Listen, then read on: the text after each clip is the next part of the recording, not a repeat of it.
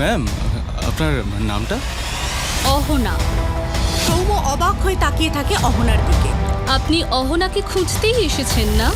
একটা কথা কান খুলে শুনে রাখ, আমি আগাগোড়াই তোর থেকে সুন্দরী ছিলাম, আর আমায় ছেড়ে সৌম্য তোর কাছে কখনোই যাবে না।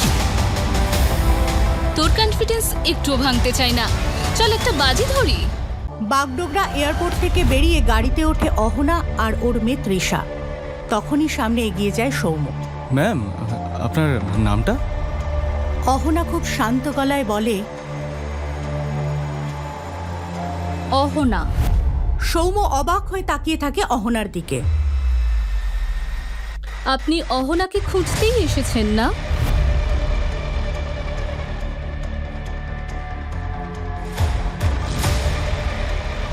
আরে, ওই মূর্তিকে তো আমি ট্যাক্সিতে পাঠিয়ে দেবো। এক কাজ করুন না, আপনারা আমার সঙ্গে আমার গাড়িতে চলুন, আমি নামিয়ে দেবো আপনাদের। কোনো উত্তর না দিয়েই গাড়ি নিয়ে বেরিয়ে যায় অহনা।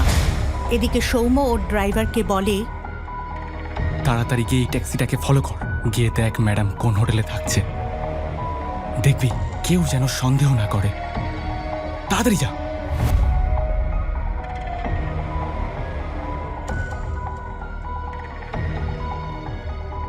এক ঘন্টার মধ্যেই অহনার গাড়ি মেরিকের সব থেকে বড় হোটেল 5 স্টার রিজেন্সিতে ঢুকল। অহনাকে সৌম্যর যে ড্রাইভার ফলো করছিল তাকে হোটেলের গেটেই আটকে দিল সিকিউরিটি গার্ড।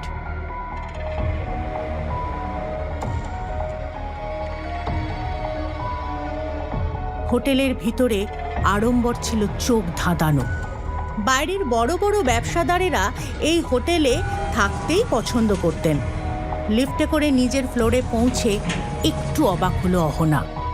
হোটেলের স্টাফকে জিজ্ঞাসা করলো, এই ফ্লোরে শুধু দুটোই রুম আছে? হ্যাঁ ম্যাম, এই টপ ফ্লোরে শুধু দুটোই বিলাসবহুল রুম আছে। একটা আপনার জন্য বুক করা, আর একটা আমাদের এই হোটেলের মালিক রোহিত সেন স্যারের। মিরিকের সব থেকে বড় হোটেলে এরকম বিলাসবহুল রুমে থাকার ক্ষমতা সবার হয় না, কিন্তু অহনার কাছে এটা কোনো ব্যাপারই ছিল না। কারণ অহনা মানে অনন্যা এখন পৃথিবী বিখ্যাত নিউরোসার্জন। ঘরে ঢুকে অহনা তৃষাকে বলে, তুমি জামা কাপড় বদলে নাও, আমি আসছি। ঠিক এমন সময়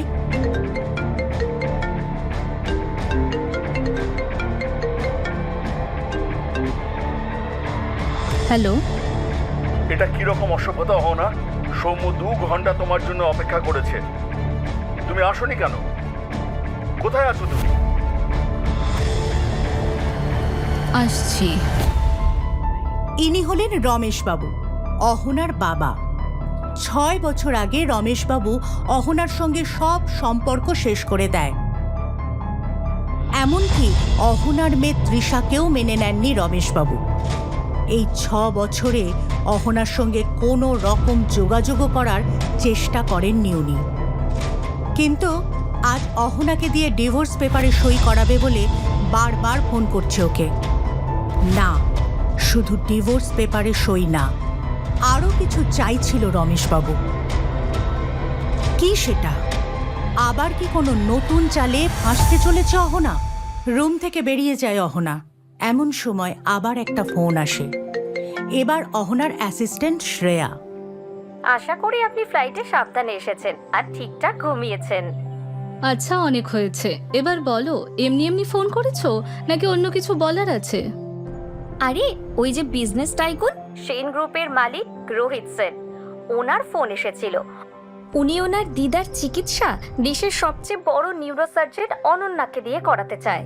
এখন উনি মিরিকেই আছে, আর আপনিও মিরিকেই আছেন, তাই ভাবছিলাম অ্যাপয়েন্টমেন্ট ফিক্স করে দিই। না, একদম না। এইসব বড় লোকেরা বাড়ির বয়স্ক লোকেদের নিয়ে চিন্তা করার ঢং করে শুধু। এদের আসল উদ্দেশ্য ওনাদের সম্পত্তি নিজের নামে করে নেয়া। উফ, জানি না আরো কি কি করে। কথা বলে কিন্তু সেরকম কিছু মনে হলো না, খুব স্মার্ট।